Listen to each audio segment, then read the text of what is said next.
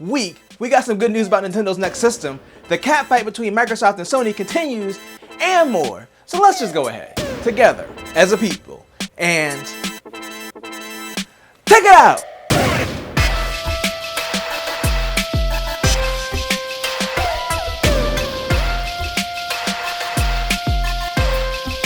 And welcome to another sensational Sunday. I'm Mike, and I'm here to referee the gaming news. But before we get into the catfight, let's talk about some positive news, like Nintendo and the Switch 2.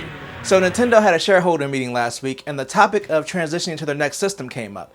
I've stated before that the Switch is feeling a bit old and crusty, so it's about time for them to drop a new system. But anyway, during the call, Nintendo said that they would make every effort to make the transition smooth to their next system using their Nintendo accounts. Now, if you're on an Xbox or a PlayStation, then the whole having an account that holds all of your purchases and all of your information from the previous system thing, it's the norm. But Nintendo has previously had this unique way of basically throwing your account away along with the system and making you start over again when you get a new system. With the Switch, I feel like the expectation is different. It's too popular and there are too many digital purchases on the system for them to just start over with their next system. So to me, this makes a lot of sense. I'm still wondering if the next system will be backwards compatible with Switch games, because if it's not, that's going to be a whole nother can of worms in the future. But we'll see as we get closer to the inevitable Switch 2 reveal. Or maybe they'll call it the Switch U. I think that's a really good name. But you know what else has a good name? The Sims. And it's been a very long time since we had a new Sims game. Well, due to a job listing, we got some information about the next Sims game. So the job listing mentions Project Renee, which is believed to be the code name for Sims 5. And basically, they're looking for someone to decide pricing of content for a free-to-enter game. So from the listing, if we assume that Sims 5 is the game they're talking about, it seems like it could launch as a free-to-play game. Now, Sims 4 is free to play now, but it took several years before it became free. Sims 5 launching as a free to play game would certainly be a change from the previous games, but it would make a lot of sense with the Sims 4 being seen as a free to play game now that you basically buy DLC or extra content for it. Of course, this is just based on a job posting for a game that's in development, so this could end up not being the case at all. But if it does launch as a free-to-play game, it'll be interesting to see what the base game experience is like without add-ons and what they decide the content that you'll need to purchase is. But you know what's definitely not getting any add-ons? The Lord of the Rings universe game, Gollum. Now, I haven't really talked about it at all because I'm not a fan of Lord of the Rings to begin with, and the game looked very bad, and it was poorly received when it launched. Well, its developer and publisher, Daedalic Entertainment, I'm not sure if I said that right, apologized for the state of the game at launch. But apparently it was so bad that they've decided not to develop games anymore. So Daedalic Entertainment has decided that they are going to close its development studio and has halted the games they're working on, including another title in the Lord of the Rings universe. They basically decided that they're just going to be a publisher from now on. Now, they didn't say that this was because of the Gollum game, but it probably cost them a lot of money to develop. And it was a big license, so they were probably expecting a big return in revenue, which definitely didn't happen, so it probably affected them. But I'm hoping that people at the studio can find work elsewhere and that the company can pivot and be a successful publisher. With those stories out of the way, let's go ahead and get into this cat fight with Microsoft and Sony. And our final story. Or should I say stories? So last week we talked about the pre-trial and the information that came out of there. Well, of course, it continued this week, so I wanted to talk about that, and I saved it for last because there's a lot of information that came from this. It's a lot of juicy stuff, and what better way to end the day than with a nice, juicy Microsoft versus Sony submarine sandwich. So one of the big things with this trial has been exclusive games. It's the idea that if Microsoft owns Activision, they could make Call of Duty exclusive for Xbox.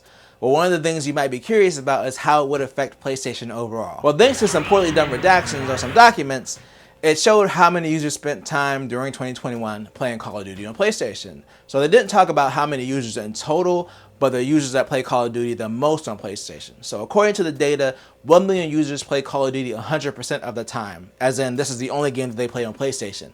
And then about 6 million users play Call of Duty 70% of the time as their primary game. This was the evidence presented by Sony to show the impact that removing the game from PlayStation would have. It would have been cool to know the overall player count from PlayStation, not just the people that play it the most. But 1 million, there's still a lot of people that played just one game on a system. But as Microsoft stated, they don't plan on keeping Call of Duty an exclusive. Apparently, they don't even like exclusive games, and if it were up to them, then the games would be on all platforms. So Microsoft CEO Satya Nadella took the stand and was asked about exclusive games, and this was their direct quote from the testimony. If it was up to me, I would love to get rid of the entire exclusives on consoles, but that's not up to me to define, especially as a low share player in the console market. The dominant player there, which is Sony, has defined the market competition using exclusives. So that's the world we live in. I have no love for that world. So basically they're saying that Sony is setting the pace for exclusive games in the market, which isn't true. There have basically been exclusive games since consoles have existed. And Microsoft definitely participated heavily in exclusive deals when they were the market leader back in the Xbox 360 days. So yeah, it's just them trying to frame it as, well, we would put our games on everyone's systems, but Sony doesn't want it that way. But at the same time, I can understand why Sony likes exclusive games, because thanks to some other poorly redacted documents, the information on how much Sony spent on the development of Last of Us Part 2 and Horizon Forbidden West have leaked. So according to this document, they both cost around $200 million to develop, The Last of Us costing $220 million and Horizon costing $212 million. So this gives me more context to the criticism that I had with their subscription service not including their first-party games on launch like Game Pass does.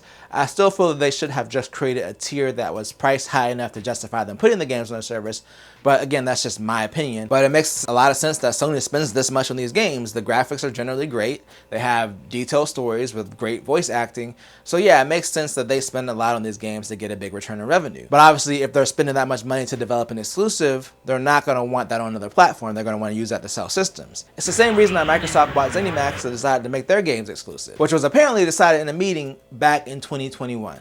Now this is interesting because according to the chats used as evidence in this trial, the initial decision was going to be to make all ZeniMax games exclusives, including the existing ones. But it ended up being changed due to them realizing that taking the games off of the existing systems like, I don't know, Skyrim would greatly affect their profits, which would affect the deal that Microsoft signed to buy them. So ultimately, they decided to make games going forward exclusives and not the entire catalog, which makes more sense. So as much as Microsoft and the Xbox brand try to portray themselves as being customer-centric, that would have been an awful move for customers, and it probably would have hurt them in this trial if they didn't go back on that decision.